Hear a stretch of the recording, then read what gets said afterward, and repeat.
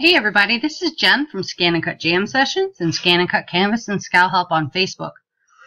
This is a floating ornament tutorial.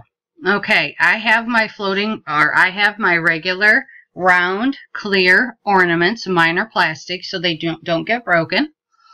And I have the measurements because they come on the actual tag. And mine say 100 millimeter. I turned that into inches and it's 3.937 inches.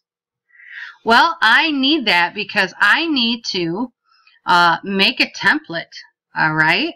And I'm going to use the acetate to be the actual floating piece inside. It's that clear plastic. And you've seen me use it tons of times. And when you switch over and you go to the actual camera portion of this where you see me make it, you'll see what I'm talking about. A lot of people call it transparency plastic, things like that. But mine is a little thinner, but it works for everything. And I love it. So I got 2 huge packs of it from eBay. Okay. So I measured out, and I'm going to use 3.850. Okay, and this is just for the inside of it, but I need something to keep it kind of straight.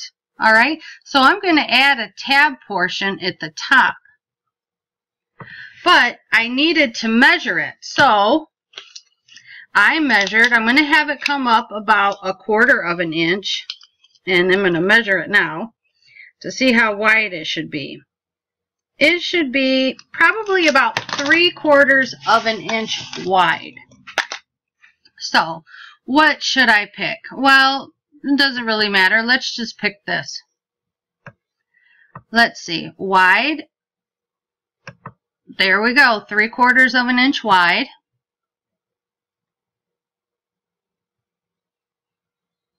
Okay, and you know what? To center it, let's do that. And see, it looks like center would be right here, but because this is my ScanNCut mat, it's not a true 12 by 12. As you see, this square is not a full inch. The ScanNCut mat is not a full 12 inch by 12 inch mat. Okay, so that's centered. Let's see, from right here to right there. Oh, that's a little high. All right, that looks good. Do you see the measurement on the side? Watch over here. Okay, so the top of it is right now at 3 3/4, and I know the top of the circle is right at the 4 inch. What the heck just happened? Is right at the 4 inch line. So that's where I need to set it, is right about there. And let me make sure that's right back. Okay, so that is where I need that to be. So I'm going to highlight everything, path, union. And that has now made the shape that I need for my floating ornament. Okay, so let's bring it up here. And we're going to do object, duplicate. And it would be so cool. Oh, that's not going to work.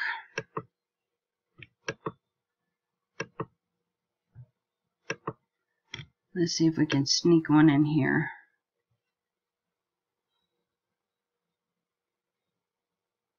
Maybe another one too. Let's try to sneak this one in right here. Yep, there we go. We may be able to sneak another one in down at the bottom there. Let's try another one. Oops. Okay. Oh, we'll pull these up.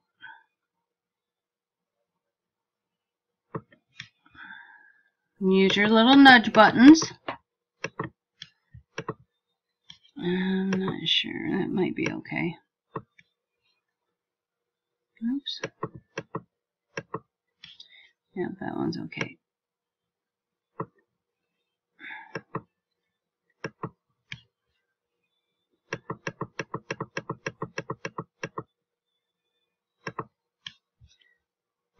just use your nudge buttons to move them around. Okay. Alright, so I have 7 of them on there. So let me get them ready to be transferred. Okay, so let's come here, export. Come up here, find the stick, change this to FCM.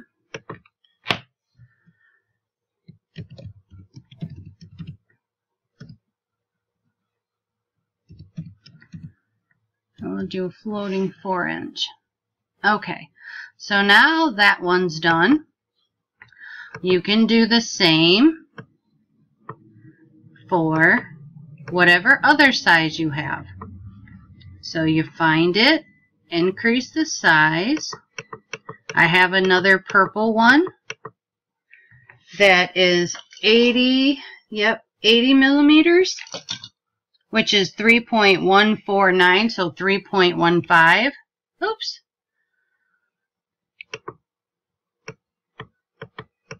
Come on.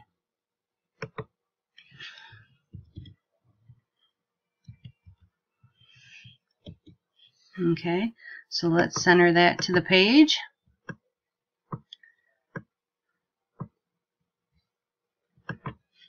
Okay, and let me measure the little top piece here. So we can almost go 3/4 of an inch on that too. And remember, look over there on that right panel. We know that this is where the top of the circle stops. So we need to go up to about there. You can move that down, center that back up. And I'm going to take it down just a tiny bit because that's really sticking up there. Okay. So, path, union. Alright. And remember, if any of you had a Cricut, that you could push that button and it would automatically lay out as many that would fill. That would be so awesome. And maybe they do have like the distribute. Be so cool if they had something like that here.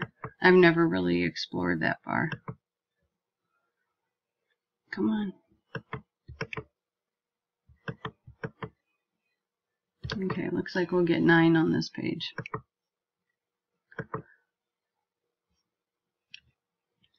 My SCAL has really been acting crazy lately.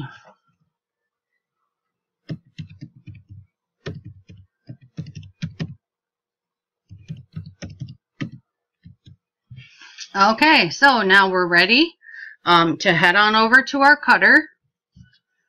And we'll do the camera part of that. So that'll be part 2 of the floating ornies.